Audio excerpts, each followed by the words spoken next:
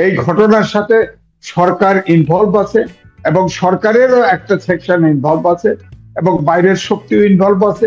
Corridor দেওয়া এটাও হয়তো অতর্কিত হয়ে যাবে। আবার হয়তো দেখা যাবে আমেরিকার আপনার ঘাঁটি, সেটা যে এখনো দ্বীপটা খালি করে রাখা হচ্ছে, পর্যটন যেতে দেওয়া হচ্ছে না, হঠাৎ করে দেখবো ওটাও বসে গেছে। এগুলা অ্যাসাইনমেন্টের অংশ আমার কাছে মনে হয়। তিনি মুক্তিযুদ্ধ থেকে শুরু করে, ভাষা আন্দোলন থেকে শুরু করে কোনো কিছুতে তার অংশগ্রহণ নাই। সুতরাং তার স্টেক, আপনার স্টেক আর আমার স্টেক একটা। বিএনপির টপ অর্ডারে চাঁদাবাজ আছে, সেখানে ধরে না, একটা কর্মীকে ধরে। উপরের থেকে 4-5টা ফেলায় দিলেই তো মেসেজ নিচে যায়। বিশ্ব ব্যাংক বলেছে 3.3 হবে জিডিপি গ্রোথ 26 সালে। তাহলে দেশে তো দুর্ভিক্ষ হবে। আপনার 3.3 জিডিপি গ্রোথ করে দুর্ভিক্ষ হবে। প্রথমে একটু জানতে চাই, যে ঘটনাটি ঘটলো, এরকম ঘটনা তো অসংখ্য ঘটছে, শুধুমাত্র বেশি মাত্রায় ভাইরাল হওয়ার কারণে। এবং অনেকে বলছেন যে আমরা আদিম যুগে ফিরে গেছি, প্রস্তর যুগে ফিরে গেছি। আসলে যে বর্বরচিত ভাবে প্রত্যেক মৃত্যুকাণ্ডই, হত্যাকাণ্ডই বর্বরচিত, কিন্তু এটি আসলে দেখার মতো নয়। সেই জায়গা থেকে আপনি এটির জন্য কাকে দায়ী করবেন বেশি? সরকারের উদাসীনতাকে, নাকি বিএনপির যে রাজনীতি, বিএনপি নেতা কর্মীরা যেভাবে দখলবাজি, সন্ত্রাস, চাঁদাবাজি, নানান ধরনের অপকর্মে জড়িয়ে পড়েছে সেটিকে? দেখেন, ধন্যবাদ আপনাকে। প্রথম প্রশ্ন হলো, কেন এই হত্যাকাণ্ড বেশি ভাইরাল হলো? এটা একটা প্রশ্ন। কারণ সর্বত্র এটা নিন্দা, এবং যেভাবে খুনটা হলো এটা একটা বিভৎস খুন। কারণ পাথর দিয়ে মাথা থেতলে দেওয়া হয়েছে।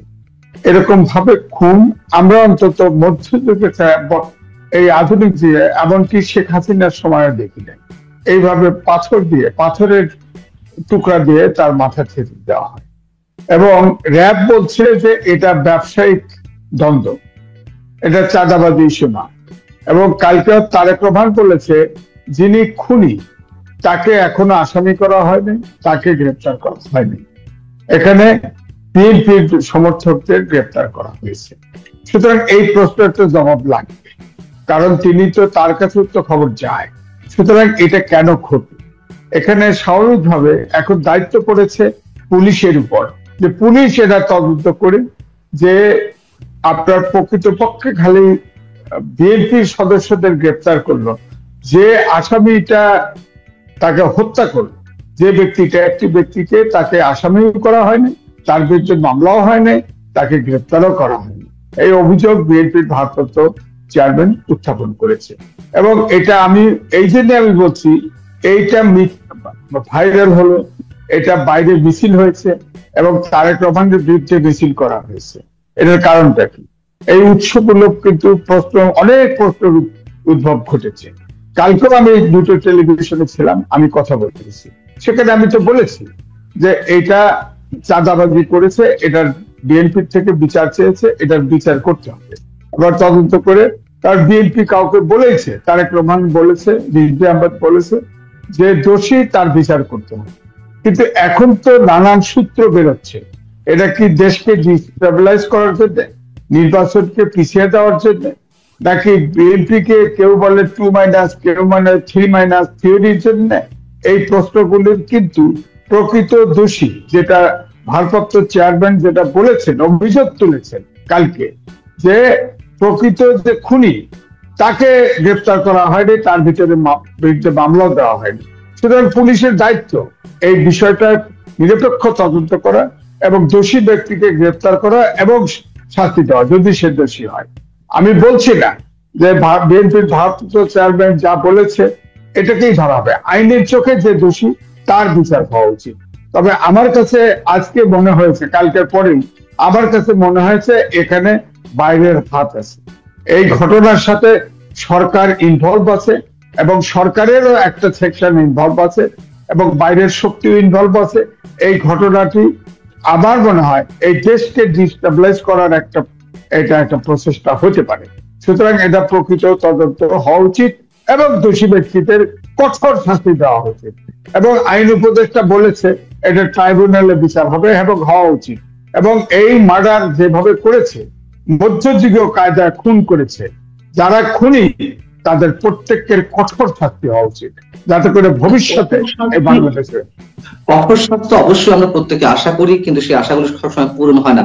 ধরে নিলাম কঠোর শাস্তি হলো, কিন্তু এর ভেতরে যে ডিজাইন, এর ভেতরে যে প্ল্যানিং, আপনি নিজেও বলছেন সরকারের একটি অংশ জড়িত, বাইরের শক্তি জড়িত। আমি সেই প্রশ্নে আসবো, তার আগে তারেক রহমান আরো একটি প্রশ্ন তুলেছেন যে একই সাথে একদিন অন্তর খুলনাতে যুব দলের এক কর্মীকে গুলি করে হত্যা করার পরে পায়ের রক কেটে হত্যা নিশ্চিত করা হলো, সেটি তো তেমন কোনো আলোচনা আসছে না। মানে এটিতে বিএনপিকে সরাসরি জড়িয়ে দেওয়া হচ্ছে, অথবা অথচ বিএনপির নেতাকে বা কর্মীকে হত্যা করা হলো, সেটি নিয়ে তেমন কোনো আলোচনা আসছে না। এটিও সিগনিফিকেন্ট কিনা? না, সিগনিফিকেন্ট তো বটে। সে উদাহরণ দিয়েছে, খুলনায় মৃত নিশ্চিত করার জন্য তার রক কাটা হয়েছে। আপনি বলেন রক কাটা কারা কাটে, কারা কেটেছে, ইতিহাস তাদের। আমি যমুনা টিভিতে দেখেছি যে দলের প্রধানকে নিয়ে ইন্টারভিউ করছে, সেখানে বলা হয়েছে যে আপনারা রক কাটা অস্বীকার করেন, আমার কাছে তো ভিডিও, আমার কাছে তো এটা প্রমাণ আছে। আপনারা বলেছেন প্রমাণ দেন, প্রমাণ ছেলে হাজির করেছে, প্রমাণ হাজির করেছে, তখন তিনি নানান এদিক ওদিক কথা বলেছেন। সুতরাং এটার তো বিচার হলো না। রক কাটলো কে, এখনো বিচার হচ্ছে না। এই জন্য এটা কেন এত ভাইরাল হলো, রংপুরে কেন এত বড় মিছিল হলো, ঢাকার বিরুদ্ধে কেন মিছিল বেরোলো, এটার সাথে লিঙ্ক কেন? তার মানে আমি বলছি যে আমাদের দেশটাকে ডিস্টেবিলাইজ করা অথবা নির্বাচন পিছিয়ে দেওয়ার মতো উপসর্গ তৈরি করা, বহিঃশক্তির হস্তক্ষেপ, অনেক কিছু এর ভিতরে আছে। এবং এখানে অবশ্যই সরকার ইনভলভ আছে, নইলে মামলা করলো, মামলা গ্রেপ্তার হলো, প্রধান আসামি কেন গ্রেপ্তার হলো? এবং খুলনার যেটা উদাহরণ আপনি দিলেন, রক কেটে হত্যা করা হলো, তারও কোনো কুল কিনারা হলো না, সেটাও ভাইরাল হলো না, সেটা নিয়েও কোনো মিছিল হলো না, কেন হলো না? সুতরাং এগুলো অবশ্যই এই অনেকগুলো প্রশ্নের এখানে মীমাংসা পাওয়ার জন্য দেশে যদি নির্বাচন চায়, দেশে যদি গণতন্ত্র রক্ষা করতে চায়, ফেসিবাদী শাসন থেকে যদি দেশকে মুক্ত রাখতে চায়, তাহলে এই দুটি ঘটনার প্রকৃত বিচার হতে হবে। এবং বিএনপির পক্ষ থেকে বলেছে যে, আমি আজকেও দেখেছি রাত্রে আবার বিএনপি অফিসের সামনে ককটেল ছুটেছে, হ্যাঁ, সাথে সাথে রিজভী আহমেদ তার প্রেস কনফারেন্স করে বলেছে যে এটা ভয় দেখানো হচ্ছে। হতে পারে, কাকতালীয় হতে পারে না, কারণ হচ্ছে ওই ঘটনাতে সামনে বিএনপি অফিসের সামনে কেন ককটেল ফোটানো হবে? সুতরাং এটাও তদন্ত হোক, কে ককটেল ফোটালো, কেন, কোন দিকে দেশটাকে নিতে চায়, এটা তো পরিষ্কার হতে হবে। আমি কিন্তু এটাকে একটা অমিনিয়াস সাইন দেখি, সহজভাবে বিষয়টাকে আমি দেখছি না। খুলনার ঘটনা এবং মিটফোর্ড হসপিটালের সামনের দুটা হত্যাকাণ্ড, এই দুটা হত্যাকাণ্ডকে স্বাভাবিকভাবে দেখছি না। আমার কাছে মনে হচ্ছে আরো হত্যাকাণ্ড ঘটতে থাকবে। দেশটাকে ডিস্টেবিলাইজ করা অথবা নির্বাচন যাতে না হয় এমন পরিস্থিতি তৈরি করা, অথবা কারো হাতে ক্ষমতা তুলে দেওয়ার জন্য একটা ষড়যন্ত্রের অংশ হিসেবে উঠতেছে। আমি যে প্রশ্নটা করতে চাচ্ছিলাম তার উত্তর আপনি এর মধ্যে দিয়ে দিয়েছেন। তারপর আরো একটু সুনির্দিষ্টভাবে করি। বিদেশি শক্তি জড়িত, সরকার ইনভলভড, নির্বাচন প্রলম্বিত করা, সেই জায়গা থেকে যদি আমি সরাসরি প্রশ্ন করি যে নির্বাচন প্রলম্বিত করা একটি প্রক্রিয়া, এবং নাকি আমরা শুরু থেকে যে -2 ফর্মুলা কথা বলে আসছি, আওয়ামী লীগ তো অটোমেটিক্যালি মাইনাস হয়ে গেছে আপাতত এখন পর্যন্ত যদি দেখা যাচ্ছে, এবং বিএনপিকেও সেভাবে মাইনাস করা তৃতীয় কোন শক্তি, যে শক্তিটাকে আমরা সবসময় ভয় পাই, সেই শক্তি ক্ষমতায় বসানোর জন্যই এই ধরনের ম্যাটিকুলাস ডিজাইন কিনা? না, দেখেন, এই প্রসেসটা আছে, এই প্রসেসটা এই ঘটনার পরে আমার কাছে এটা মনে হয়েছে, তবে এটা ব্যর্থ হবে। এখনো আপনার এখনো ওই ধরনের সরকারকে বসানোর মতো পরিস্থিতি নাই, কারণ যদি ঘটে তাহলে দেখবেন সবাই এক হয়ে গেছে, এখনো এই পরিস্থিতি বিরাজমান। সুতরাং এখনই এটা না, কিন্তু আমার কাছে মনে হয়েছে যে সরকারের এটা ডিজাইন, কোন পরাশক্তির কোন কিছু ডিজাইন, সেটাকে বাস্তবায়ন করার জন্য এই ঘটনাটি ঘটানো হচ্ছে।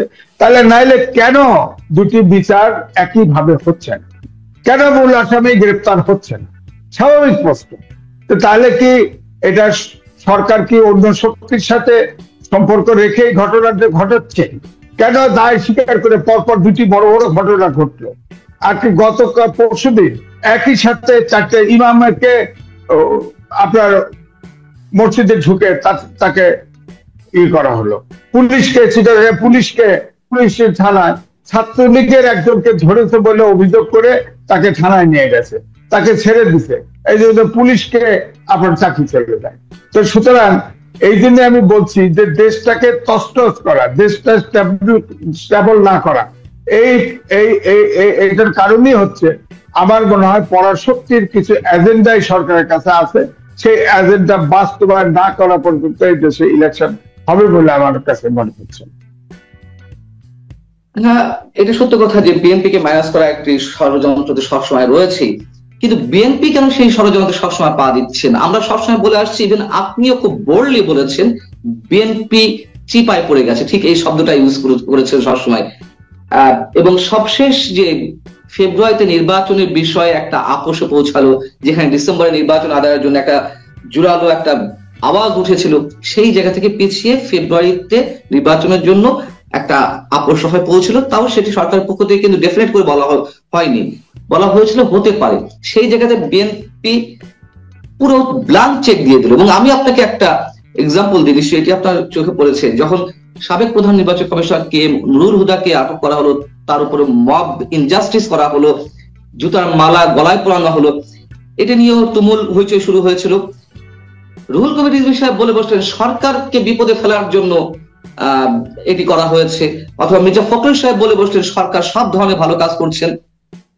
এই আচরণগুলো কেন 360 ডিগ্রিতে একেবারে ঘুরে গেল? কেন ব্ল্যাঙ্ক চেক দিয়ে দেওয়া হলো? এটাও কি ট্রাফিক ফেলানো ছিল? না, আমার কাছে মনে হয় যে বিএনপি যাতে দেশে নির্বাচনটা হয় এই কারণে সরকারকে ছাড় দিয়ে গেছে একবারে। আর কারণ হচ্ছে এটা জানার সত্ত্বেও বিএনপি আন্দোলনে নামতে পারছে না, কারণ ওই জায়গায় আমি বলছি যে বিএনপি ট্র্যাপড হয়ে গেছে, অর্থাৎ ফাটা বাসে চিপায় পড়ে গেছে। আপনার লন্ডনে যখন বৈঠক হয় ভারপ্রাপ্ত চেয়ারম্যান তারেক রহমান এবং ডক্টর মোহাম্মদ ইউনূস, 1 ঘন্টা 20 মিনিটের বৈঠক হয়, কিন্তু সেখানে যে প্রসব করা হয় যে স্টেটমেন্টটা, সেটা কিন্তু 5 মিনিটের কথা। কিন্তু সেখানে আপনি দেখেন জাতীয় নিরাপত্তা উপদেষ্টা যার পদত্যাগ চেয়েছে তিনি কিন্তু ওইখানে ছিলেন, এবং তিনি বললেন নির্বাচন কমিশন ইলেকশন দিবে। তো যে স্টেটমেন্টটা দেওয়া হলো সব দেখেন যদি কিন্তুতে ভরা, অর্থাৎ সব ঘুড়ির লাটাইটা কিন্তু ডক্টর মোহাম্মদ ইউনূসের হাতে ছিল। তিনি যতক্ষণ পর্যন্ত সংস্কারে কনভিন্স না হবেন, তিনি যতক্ষণ বিচারে কনভিন্স না হবেন, টোটাল প্রস্তুতি ইলেকশনের জন্য তিনি পরিস্থিতি সব তৈরি হয়েছে, তিনি কনভিন্স না হবেন ততক্ষণ কিন্তু নির্বাচন দিবে না, এরকমই মনে হয়েছে। এবং আমি কিন্তু প্রথম থেকেই বলেছি যে এই যে যদি কিন্তু নির্বাচন সহজে হবে না, এবং এখন তাই দেখা যাচ্ছে। এখন কিন্তু দৃশ্যমান হতে চাচ্ছে, অর্থাৎ আপনি যেটা বললেন -2, আমার কাছে মনে হচ্ছে যে বেগম খালেদা জিয়া তিনি, এটা ঠিক যে ওই লন্ডনের আলোচনায় তিনি মধ্যস্থতা করেছিলেন, ডক্টর মোহাম্মদ ইউনূস নিজে উদ্যোগী হয়ে আলোচনার আয়োজন করেছে। আমার কাছে মনে হয়েছে তখন যে রাজনীতিতে উত্তপ্ত হওয়া ছিল এবং বিএনপির ডিসেম্বর ডেডলাইন দেওয়া ছিল, নির্বাচন দিতে হবে, এটাকে সে টেম করার জন্য, অর্থাৎ এটাকে ঠান্ডা করার জন্য এই বৈঠকটার আয়োজন করেছে, যদি কিন্তু দিয়ে এটা শেষ করেছে। অর্থাৎ আসলে সে একটা ইন্টারন্যাশনাল চতুর, এবং সে চতুরতা করে বিএনপি চাপে ফেলেছে, এবং বিএনপি বারবার নির্বাচনের ঘটনার জন্য এই সরকারের প্রতি নমনীয়, এবং আপনি যে কথাগুলি বললাম অনেক জায়গায় এই সরকারকে আপনার সাপোর্ট দিয়েছে, কিন্তু এখন এই সরকার কিন্তু তার এজেন্ডা দিয়েই আছে। আমি বলবো না ডক্টর মোহাম্মদ ইউনূস এই 3- বা 2- করতে চায়, অর্থাৎ এটাতে পরাশক্তি ইনভলভ, এবং তিনি সেটা বাস্তবায়ন করছেন। এখন যেহেতু একটা বড় পার্টি বিএনপি ক্ষমতায় সামনে বারে আসতে পারে এরকম একটা ধারণা তৈরি হয়ে গেছে, এবং তারেক রহমান প্রধানমন্ত্রী হবে, সুতরাং এখন তারেক রহমান হচ্ছে প্রধান শত্রু হিসেবে ধরে নিয়ে সকল সব কাটা হচ্ছে। আমার প্রশ্ন হচ্ছে সাংবাদিক এম এ আজিজ, বিএনপির ওই যে আওয়াজটা উঠেছিল, একটা হাইপ উঠেছিল ডিসেম্বরের মধ্যে নির্বাচন, এবং সব মানুষের একটা সমর্থন পাচ্ছিল, হাতে গোনা 2-1টি রাজনৈতিক দল বাদে, বিএনপি ভালো করে জানে যে বারবার তাদেরকে ট্রাপে ফেলা হচ্ছে, যে উপদেষ্টাদের তাদের পদত্যাগের দাবি ছিল তাদের নিয়ে বারবার আমরা দেখছি বৈঠক করছে, যমুনাতে করেছে, লন্ডনে করেছে, এর আগেও নানান ধরনের উদাহরণ আমাদের সামনে আছে। তাহলে আমরা যখন বুঝতে পারছি বিএনপির বাঘা বাঘা রাজনীতিবিদরা কেন তারা এগুলো বুঝতে পারছে না, বারবার ট্রাপে ফেলছে, এবং জানা সত্ত্বেও তারা কেন নিজেদেরকে সেই সুযোগটা করে দিচ্ছে যে ক্রস ফায়ারে পড়ার জন্য? না, এটা দেখেন প্রথম থেকেই আপনিও বলেছেন, আমিও বলেছি, আমরা যারা বাংলাদেশের টকশো করি অধিকাংশই বলেছি যে এই যে যদু কিন্তু দিয়ে লন্ডনে বৈঠক হলো, অর্থাৎ নির্বাচন অনিশ্চিত। এখনো আমরা বলছি যে নির্বাচন, মাঝখানে ওই প্রেস সেক্রেটারি বললো ডিসেম্বরের ভিতরে সব প্রস্তুতি, তখনও কিন্তু একটু থমকে গেছে যে নির্বাচন হলেও হতে পারে। এখনো অনেকের ধারণা আছে ফেব্রুয়ারিতে নির্বাচন হলেও হতে পারে, কিন্তু আমরা যারা কথা বলি তারা কিন্তু বলছি যে এখন এই যে উপসর্গগুলো দেখা যাচ্ছে তাতে নির্বাচন হচ্ছে বলে আমার কাছে মনে হয় না। দেখেন, একদিকে নির্বাচন দিতে চাচ্ছে, বলছে, অর্থাৎ ইঙ্গিত দিচ্ছে নির্বাচন হতে পারে, এরকম একটা টোপ দেওয়া হচ্ছে। ওদিকে দেখেন নিউমেরিং কন্টেইনার কিন্তু দিয়ে ফেলছে অলরেডি, নেভি সার্ভার চালাবে, এরপরে ইউএর কোম্পানি এসে এটা চেক ওভার করবে। অর্থাৎ আমি যেটা বলি করিডোর দেওয়া, এটাও হয়তো অতর্কিত হয়ে যাবে। আবার হয়তো দেখা যাবে আমেরিকান আপনার ঘাঁটি, সেটা যে এখনো দ্বীপটা খালি করে রাখা হচ্ছে, পর্যটন যেতে দেওয়া হচ্ছে না, হঠাৎ করে দেখবো ওটাও বসে গেছে। এগুলা অ্যাসাইনমেন্টের অংশ আমার কাছে মনে হচ্ছে। সুতরাং আমি মনে করি ডক্টর মোহাম্মদ ইউনূস হলো একটা আন্তর্জাতিক ব্যক্তি, তিনি সারা বিশ্বে ঘুরে বেড়ান। এই 54,000 বর্গ মাইলের দেশ বাংলাদেশের জন্য আপনার এবং আমার যতটুকু মমত্ব আছে ওনার থাকার কথা না, কারণ উনিও আন্তর্জাতিক। এই 54,000 বর্গ মাইলের দেশের কি হলো না হলে এটা কিছু আসা যায় না। তাকে আপনি তার যে এজেন্ডা শান্তিপূর্ণ ভাবে তাকে পালন করতে দিচ্ছেন না। ডক্টর আপনার ধরেন মাহমুদুর রহমান মান্না, তিনি দাবি করেছেন, আমার সাথে এক টকশোতে ছিল, তিনি দাবি করেছেন যে আমি তার খুব প্রিয় ছাত্র ছিলাম। হ্যাঁ, তিনি বলেন, মাহমুদুর রহমান মান্না বলেছেন যে ডক্টর মোহাম্মদ ইউনূস অনেক সময় কথা বলেন, অনেক সময় কথা শোনেন, কিন্তু তাকে প্রশ্ন করা হলে নিজেও হাসে, উত্তর দেয় না। আচ্ছা বলেন তো দেখি, যে ব্যক্তি গণতন্ত্র চায় সে ব্যক্তি উত্তর দেবে না? সে অ্যাকাউন্টেবল না? সে সরকার প্রধান না? তিনি কোনো কথা বলেন না। তিনি বলেন, কিছু কথা বলেন প্রেস সেক্রেটারির মাধ্যমে, বাংলাদেশের 3টা পত্রিকায় ইন্টারভিউ দিয়ে এগুলোতে সমালোচনা হয়েছে, এখন শুধু বিদেশে দেয় সব বিদেশি প্রতিষ্ঠানে। অর্থাৎ বাংলাদেশের কোনো কিছুতে উনি বিশ্বাস করেন বলে মনে হচ্ছে না, আমার কাছে মনে হচ্ছে না। তিনি মুক্তিযুদ্ধের থেকে শুরু করে, ভাষা আন্দোলন থেকে শুরু করে কোনো কিছুতে তার অংশগ্রহণ নাই। সুতরাং তার স্টেক, আপনার স্টেক আর আমার স্টেক একটা। তিনি এখন এই যে ওই যে দেখেন না, যখন এই বলা হলো, প্রেস সেক্রেটারি বললো ডিসেম্বরের ভিতরে সকল নির্বাচনের প্রস্তুতি নেওয়া, তখন সবাই ধারণা করলো যে ফেব্রুয়ারিতে ইলেকশন হবে। তখন কিন্তু এনসিপির এক নেত্রী বলেছিল, সামান্তা, তিনি বলেছেন ওনার বিরুদ্ধে কেস কানেকশন আসছিল, এগুলো উঠায় নিয়ে এখন উনি নির্বাচন দিয়ে দিবে, আমাদের অমক অমক জিনিস না দিলে নির্বাচন হবে না বললো। অর্থাৎ মানুষের মনের ভিতরের কথাটা আপনি চেক দিতে পারবেন না। এখন আপনি 6 মাসের জেল ছিল, আপনার অনেকগুলো দুর্নীতির মামলা ছিল, 2-3টা, আপনার সরকারে বসে আপনি এগুলো উদ্যোগ করেছেন। নৈতিক কারণে কি আপনার সরকার প্রধান হতে পারেন? আপনার মামলা ছিল, আপনার 6 মাসের জেল ছিল, কিন্তু আপনি হয়েছেন। এই দেশের সকলে মেনে নিয়েছে, কিন্তু আপনার এত চতুরতা তো মানা যাবে না। আপনি যতগুলো এই সরকারের মধ্যে 17 জন আছে বিদেশি নাগরিক এবং প্রবাসী, 17 জন, আমি এটার নাম দিয়েছি, এটা আন্তর্জাতিক সরকার। তিনি কি হবে বলেন? আপনি ধাওয়া দিবেন, ওরা প্লেনে উঠে যার দেশে চলে যাবে, আপনার তো সমস্যা নেই, আপনি আমি তো যেতে পারবো না, আমাকে এখানে বসেই এটা কথা বলতে হবে। সুতরাং এই জন্যই বলছি যে আপনি সার্কামস্টেন্স সবকিছু করেন। আমি মনে করবো দেশ এখন দুর্যোগের মধ্যে আছে, দেশ কোথায় যায় আরো কিছুদিন অপেক্ষা করতে হবে। তবে দেশে শান্তি আসবে না। আমরা 5ই আগস্টে ছাত্র জনতার জীবন দিয়েছে, আমরা ভাবছিলাম দেশটা গণতন্ত্রের উত্তরণ ঘটবে, কিন্তু সেই পথে দেশ এখন হাঁটছে বলে মনে হচ্ছে না।